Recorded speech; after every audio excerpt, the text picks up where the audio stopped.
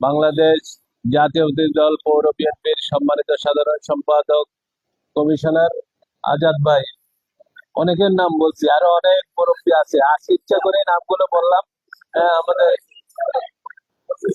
মুক্তিযোদ্ধা কমিটির আহ্বায়ক, যিনি মুক্তিযোদ্ধাতেও নেতৃত্ব দিয়েছেন, পরবর্তী পর্যায়ে আমাদের দুর্বার মেয়র ইলেকশনও করেছেন, আমাদের বীর মুক্তিযোদ্ধা আবু মনসুর, আরো অনেক নেতৃবৃন্দ আছে। আমি আমাদের মহিলা নেত্রী একজনের নাম বলি, আমাদের চট্টগ্রাম উত্তর জেলার আহ, সভাপতি মেহেরুন মেহেরুন নেসা নার্গিস, এবং আমাদের সম্মানিত আপা, যিনি আইনগত সহযোগিতা দিয়ে আমাদের অনেককে মুক্ত করেছেন, আর আমাকে তো অনেকভাবে ওনার কৃতজ্ঞতার পাশে আবদ্ধ করেছেন, যার উনি অনেক সময় ওনাকে বলাও হয় না, কিন্তু এসে করেছেন, অ্যাডভোকেট রৌশনারা।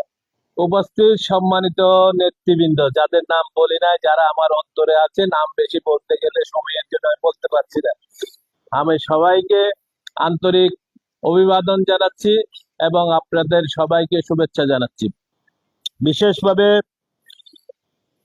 দীর্ঘ সময় মানুষ ভোটের অধিকার থেকে বঞ্চিত, সেই বঞ্চিত হওয়ার ইতিহাস বলতে গেলে অনেক দুঃখের কাহিনীও বলতে হবে, অনেক কারা নির্যাতনের কাহিনী বলতে হবে, এবং অনেক বন্ধু কারাগারে যাদেরকে আমি পেয়েছি তাদের কথা বলতে হবে। অনেক কিছু বন্ধু আমার এলাকারই, এই সীতাকুণ্ডের একজন দুইজনকে আমি কারাগারে মৃত্যুবরণ করতেও দেখেছি। সেই রকম পরিস্থিতি পার করে আজকের দিনে আপনাদের সাথে সম্মুখে এসেছি, এবং এই এমন একটি সময়ে এসেছি, বাংলাদেশ জাতীয়তাবাদী দলের যে পরিবার বাংলাদেশ জাতীয়তাবাদী দলকে নেতৃত্ব দিচ্ছেন, সেই পরিবারের এই বছরটা, আমাদের বিগত বছরটা অনেক সময় দুঃখের বছর বলতে পারি, যে সুখের ভিতর দুঃখের বছর। আমাদের দেশ নেত্রী বেগম খালেদা জিয়াকে আমাদের 2025 সালের শেষ দিন আমাদেরকে অনেকটা বিদায় দিতে হয়েছে বা কবরস্থ করতে হয়েছে। এরপরেও খুশির একটা বার্তা আছে, যে ওই পরিবারের সন্তান আজকেই আমাদের চট্টগ্রামে আসছে। কে আসছে আমাদের চট্টগ্রামে?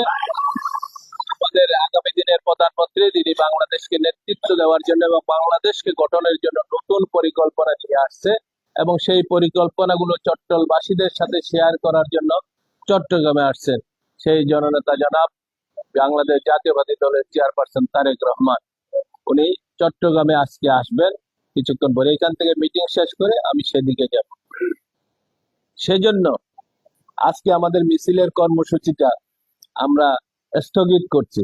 আমাদের নেতৃবৃন্দরা অনেকে প্রস্তাব করেছে, অনেকে বলেছে যে আজকে কাজগুলো করার জন্য, কিন্তু আমরা সময়ের স্বল্পতা বা সবকিছু মিলে, আমার ব্যক্তিগত ব্যস্ততা, এয়ারপোর্টে যাওয়া, সবকিছু মিলে আমরা মিছিলের কাজটা আজকে আর আগাবো না। যাই হোক, অফিস উদ্বোধন, কিন্তু কিছু ফাইনালি নির্বাচনের কথাটা আসছে। এখন 12 তারিখ আমাদের জন্য সেই সুযোগটা সৃষ্টি হচ্ছে, যে আমরা মানুষকে ভোট কেন্দ্রে আনতে হবে। ভোট চাওয়া এক জিনিস, ভোট চাইবো, আবার ভোট কেন্দ্রে আসা, ভোট কেন্দ্রে আসাটা কিন্তু নিশ্চিত করতে হবে। আপনারা যদি ভোট কেন্দ্রে আনাটা নিশ্চিত করতে পারেন, আমার বিশ্বাস যে আপনারা যেভাবে কাজ করেন, আপনাদের উপর যেভাবে মানুষের আস্থা আছে, ভোট আমরা পাবো। কিন্তু ভোট কেন্দ্রে আনতে হবে, ভোট কেন্দ্রে আনার কাজটা একটু জটিল, কারণ আমরা মনে করবো যে এইবার তো আওয়ামী লীগ দেয়, আমরা সবাই ভোট এমনিই পেয়ে যাব। সেই জন্য অনেক মহিলা দেখবে যে বলবে যে আমাদের আর যাওয়ার দরকার কি, আপনারা তো হয়ে গেছে। এই মনোভাবটা আমাদের পরিহার করতে হবে, সবাইকে ভোট কেন্দ্রমুখী করতে হবে। এই কাজটা একটু জটিল হলেও আপনাদের করতে হবে, এবং সেই জন্য নির্বাচন কেন্দ্র পরিচালনা কমিটি যেগুলো আছে, ওরা কাজ করতে হবে বেশি করে এখন থেকেই। রিক্সা বুকিং থেকে শুরু করে যে কাজগুলো ইতিমধ্যে শুরু করে দিতে হবে। ট্রান্সপোর্টেশন বিষয়টা বিশেষ গুরুত্বের সাথে করতে হবে। আপনি সবাই, আমি যদি পরশুদিন, আজকের কথায় বাদে দিলাম, আমি যদি 26 তারিখ জিজ্ঞেস করি যে কোনো কেন্দ্র প্রধানকে আপনার কেন্দ্রে কয়টা গাড়ি রাখবে, বলতে পারবে না। কিন্তু বলতে পারার মতো কাজ করতে হবে, আজকে থেকে শুরু করতে হবে। আমি কথাটা বলছি সেই জন্য, আমি পরশুদিন জিজ্ঞেস করবো না, তার 2 দিন পরে জিজ্ঞেস করবো, 28 তারিখ জিজ্ঞেস করবো, তখন তো পারতে হবে নাকি? আপনারা সবাই নেতা, সবাই বক্তৃতাও ভালো জানবেন, আমার চেয়ে অনেক বেশি ভালো বক্তৃতাও দিতে পারবেন সুযোগ সুযোগ আসলে। কিন্তু কাজটা করতে হবে। প্রতিটি কেন্দ্রে মানুষের কাছে যেতে হবে এবং কেন্দ্রে যে কাঠামোগুলো দরকার সেই জিনিসগুলো আপনাদের ব্যবস্থা রাখতে হবে। অনেক সময় দেখা যাবে যে আপনি পাচ্ছেন না, ট্রান্সপোর্ট গুলো পাচ্ছেন না।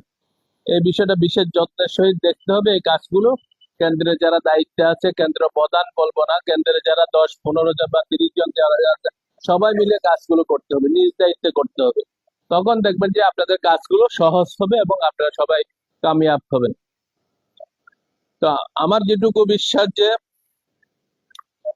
আমাদের সুজা ভাই, মোহাম্মদ সালেম সহ আমাদের সভাপতি আছে কমল কদর, একইভাবে যারা দায়িত্বে আছেন, আমাদের জাকির ভাই, পৌরসভা পৌরসভা তো একটু গুরুত্বপূর্ণ। আমি পৌরসভার একটা কর্মসূচিতে আমি একটু পরিবর্তন আনি।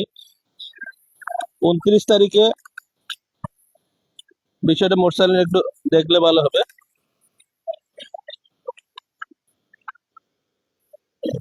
29 তারিখ এবং 30 তারিখ, 30 তারিখ পৌরসভাতে সকালে আছে 9টা থেকে, ওইটা বিকালে করে সোনাইচুরিটা মানে আগের দিন সোনাইচুরিটা সকালে দিয়ে দেন। 29 তারিখ, 29 তারিখ বিকালে, 29 তারিখটা পৌরসভা দেওয়া যায় না। আমি বিকালে করতে যাচ্ছি যে যে আপনারা আজকে মিটিং মিছিল কথা বলছেন, তাহলে ওই দিন আপনারা বড় করে মিছিল করবেন।